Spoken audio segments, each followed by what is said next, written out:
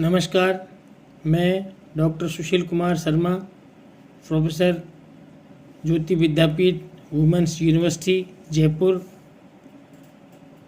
रसशास्त्र एवं भेषज कल्पना विषय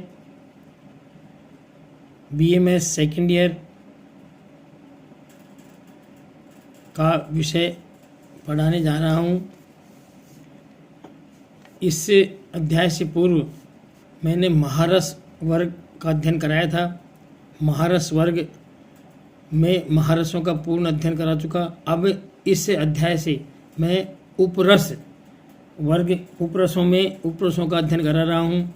मैंने पहले बताया था आपको, जो पारद के प्रति जिनका ज़्यादा संबंध है, जिनको ज़्यादा पारद से जिनका ज़्यादा घुलन मिलन है, उनको अत्यधिक उनके नज़दीक माना गया है, उनको महारस में किया है, और जिनका पारद से कम वो है उनको सेकंड उपरस में माना गया है। तो उन उपरसों में मैं वर्णन करने जा रहा हूँ। ये भी उपरस 8 ही हैं। इनमें सबसे पहले गंधक का प्रयोग किया जाता है। गंधक का नाम आता है। गंधक, जो कि आप सभी जानते होंगे, गंधक का प्रयोग अधिकतर सभी लोग करते हैं। ये रक्त शोधक के रूप में काम आता है, और गंधक ऐसी औषधि है कि ये अत्यधिक बीमारियों में, सभी प्रकार की बीमारियों में इसका प्रयोग किया जाता है। पारद से अगर कज्जली बनाई जाती है तो पारद और गंधक के से ही कज्जली बनाते हैं। मतलब जितनी भी पारद के रस की औषधियाँ हैं, जितनी भी रस से औषधि बनाते हैं, वो सारी औषधियाँ गंधक के बिना नहीं बनती। गंधक और पारद दोनों को मिला के ही कज्जली बनाई जाती है। कज्जली से ही बाद में रस औषधियाँ का निर्माण होता है। जितनी भी रस औषधियाँ हैं उनमें सब में गंधक का योग होता है। ये बहुत ही अति महत्वपूर्ण औषधि है। अब इसके बारे में आपको मैं बताने जा रहा हूँ। गंधक, इसको संस्कृत में गंधक कहते हैं, हिंदी में इसको गंधक कहते हैं, अंग्रेजी में सल्फर कहते हैं। संकेत इसका एस है। एस इसका संकेत यानी सूत्र है। पर्याय इसमें पूतिगंध कहते हैं, गौरी पुष्प कहते हैं, बलि वसा कहते हैं, कीटग्न कहते हैं। ठीक है।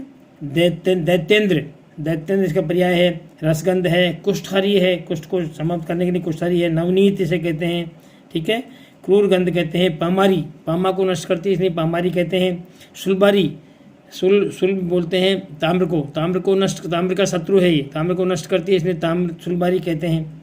सुगंध, पूतिगंध यानी इसमें गंध अच्छी नहीं आती इसलिए पूतिगंध कहते हैं। गंधक इसका नाम है। गंध पाषाण है। बलि भी इसे कहते हैं। शुद्ध बलि भी इसे कहते हैं। ठीक है। सौगंधिक और सौगंधिक, इस प्रकार से गंधक के ये सारे पर्याय हैं। इतिहास, गंधक का इतिहास ये है कि अति प्राचीन टाइम से ये गंधक का प्रयोग हो रहा है। आयुर्वेद साहित्यों में भी इसका प्रयोग बहुत है। चरक संहिता में इसका प्रयोग बहुत है। आयुर्वेद के जितने भी साहित्य करीब 1200 वर्ष पूर्व से इसका प्रयोग चल रहा है। जितनी भी संहिताएं हैं उन सब में इसका प्रयोग धातुवाद के रूप में भी है और चिकित्सा के रूप में भी है। इस प्रकार से मतलब कुल मिला के भारतीय जो आयुर्वेद की संहिताएँ हैं, बहुत प्राचीन रूप से इसका वर्णन इसमें प्राप्त होता है। अब इसकी उपस्थिति कहाँ होती है, इसके बारे में बताया है कि उपस्थिति कहाँ है कि गंधक मुक्त और युक्त दोनों रूप में मिलता है। कहने का मतलब, मुक्त का मतलब स्वतंत्र, युक्त का मतलब किसी के साथ। तो गंधक मुक्त और युक्त दोनों रूपों में प्राप्त होता है। ज्वालामुखी पर्वतों के समीप स्वच्छ और अन्य स्थलों पर धातुओं के साथ मिला हुआ गंधक उपलब्ध होता है। ज्वालामुखी पर्वतों के साथ बिल्कुल स्वच्छ मिलेगा। गंधक सल्फाइड और सल्फेट दोनों योगों के रूप में मिलता है।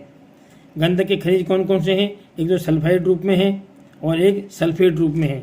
सल्फाइड रूप में iron pyrite, copper pyrite, galena, zinc blende, real गार, आर्पीमेंट, सिनेबार, हाइड्रोजन सल्फाइड, ये तो होते हैं सल्फाइड के रूप में। और सल्फेट के रूप में इसके जिप्सम या calcium sulphate, heavy spar, celestine, kieserite, ferrous sulphate, copper sulphate और ग्लोबल साल्ट, इस प्रकार से इसके ये सल्फेट रूप में है। इसके अतिरिक्त कुछ कार्बनिक पदार्थों जैसे मूली, प्याज, लहसुन, अंडा, ऊन आदि में एवं कोल एवं कच्चा पेट्रोलियम पदार्थों में भी गंधक पाया जाता है। मतलब कुल मिला के इन सब में गंधक इस प्रकार से पाया जाता है। प्राप्ति स्थान गंधक का मुक्त गंधक इटली, कि सिसिली ज्वालामुखी क्षेत्र, स्पेन, टेक्सास, न्यूजीलैंड, जापान आदि देशों में पाया जाता है। युक्त गंधक रूस, Japan, Burma, Iceland, America, Chile, Philippine और भारत के झारखंड प्रांत के सिंहभूम जिला तथा रोहितास जिला में राजस्थान में प्रचुर मात्रा में गंधक मिलता है। इसके अतिरिक्त कुमायूं और आसाम आदि क्षेत्रों में भी गंधक अधिकतर से मिलता है।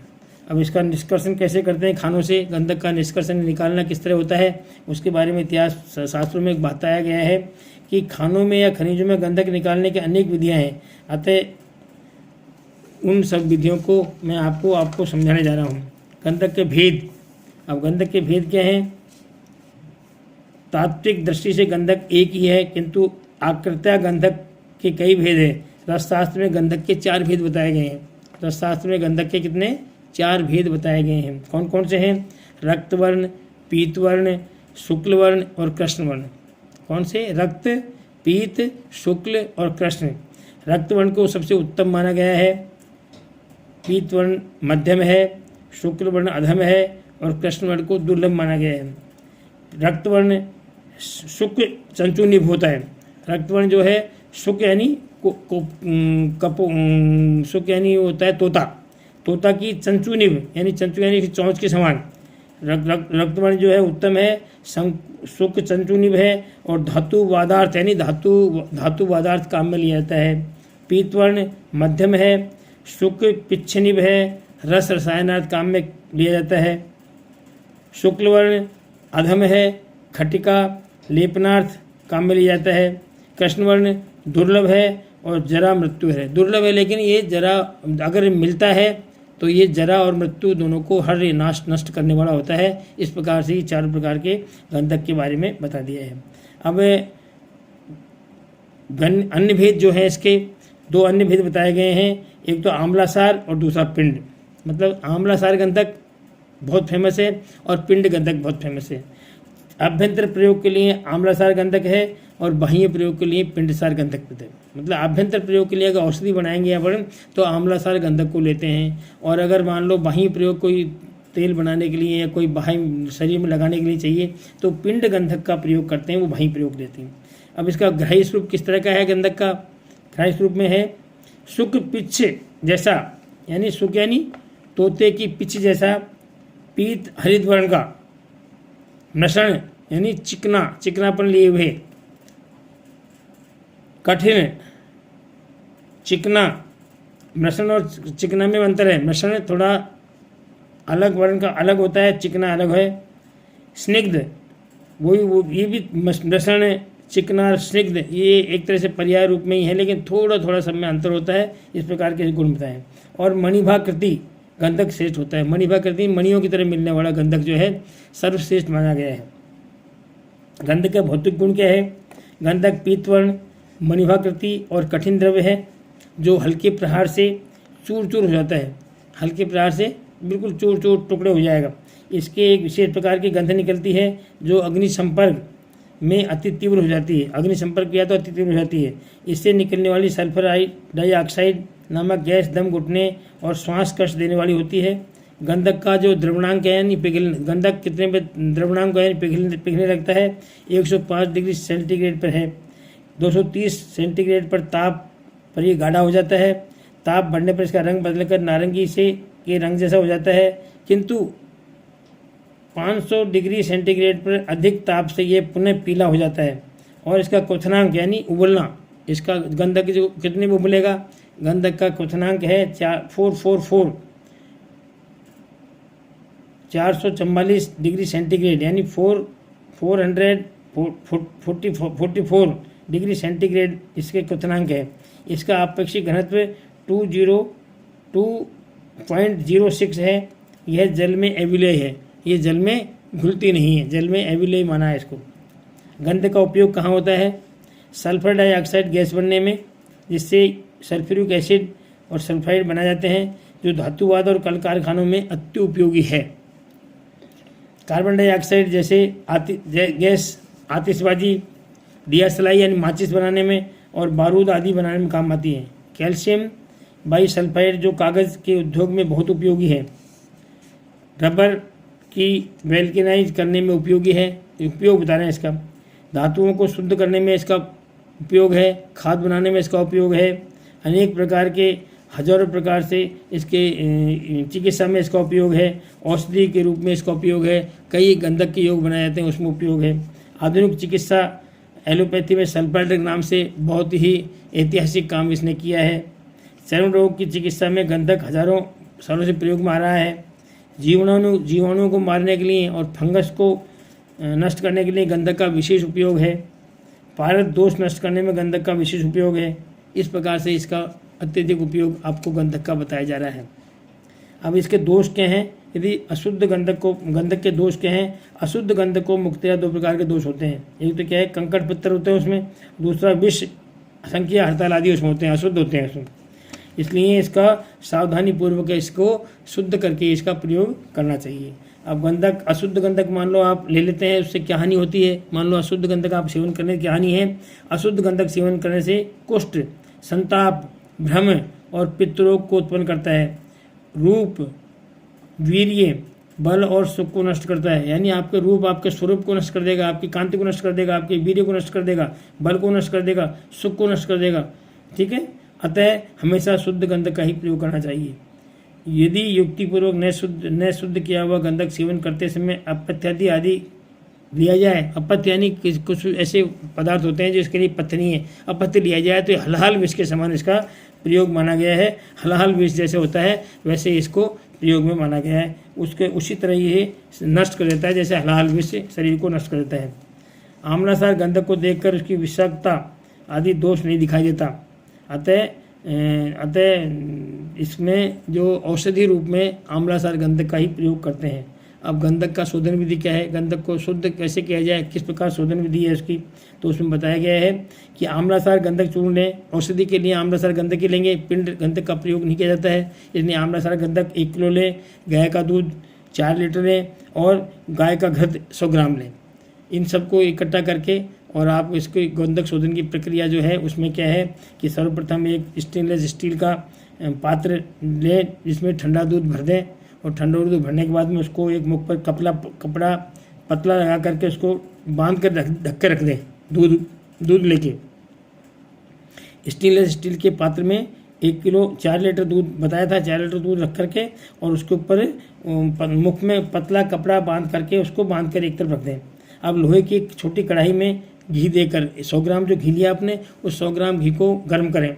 गर्म करने के बाद जब घी पिघल जाए तो उसमें 1 किलो जो आम्लासार गंधक आपने ली है उस गंधक को उसमें डाल दें। उसको धीरे धीरे मंद अग्नि पर उसको करछी से यानी चम्मच से चलाते रहें।